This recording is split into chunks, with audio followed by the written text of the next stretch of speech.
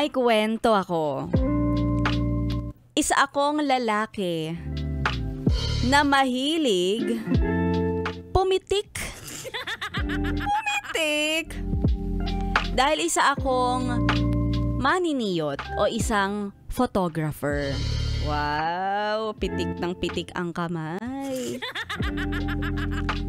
At madalas kong ginagawa ito sa mga okasyon, kagaya ng kasal at birthdays. Tapos may isang babae na gustong-gusto kong kuhanan ng litrato sa isang pinuntahan kong kasal. Oy, syempre, pretty siguro yung girl na yun. Nagustuhan ko dahil hindi siya mahiyain. At kapag may mga games, sumasali talaga siya. Ay, hindi nag-give chance to others si ate. Napansin niya na nga na siya ang paborito kong pitikan. Kaya ako ay kanyang nilapitan.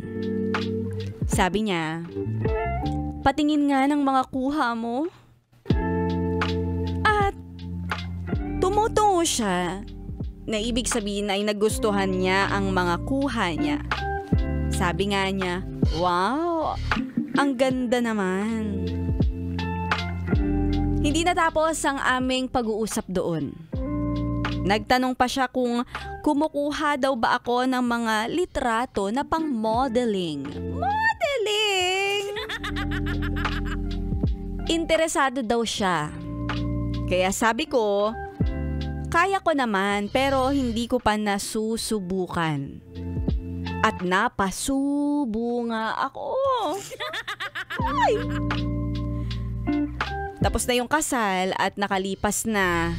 And after 1 week, nag-chat siya. Na pitikan ko nga daw siya at magkita kami.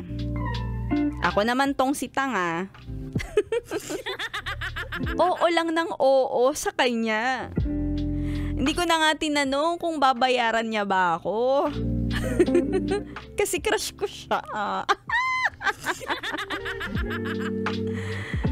Tapos nung nag-meet kami, ay, grabe. Panalo. Ang sexy ng outfit niya.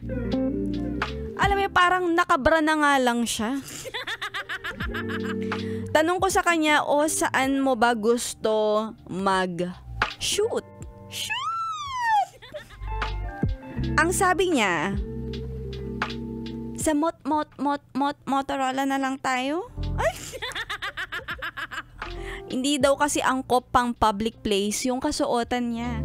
Kasuotan? Pag nakapang Maria Clara. Napalagok ako ng laway. Ha? Saan daw? Hindi naman ako handa. Sumama naman ako sa kanya. At sa Motorola, kaming dalawa lang. Wala siyang ibang alalay. Siya lang ang nagme-makeup sa sarili niya at sarili niya ring style ng mga kasuotan. At kahit nga malamig, pinagpapawisan ako. Picture lang ako ng picture. Siya naman, unti-unti niyang binabawasan ang kanyang saplot. Di na nga ako nagsasalita. Hanggang sa wala na siyang suot at sabi niya sa akin, ano, magpipicture ka na lang ba dyan? O sasamahan mo na ako dito? Ay! Oh my God! At syempre, the rest is history. Ano the rest is history? Naging napakasayang moment ko yun. Dahil naging kami naman nitong babaeng ito. Ayun ang pinaka-memorable kong intimate love and fantasy bilang isang maniniyot.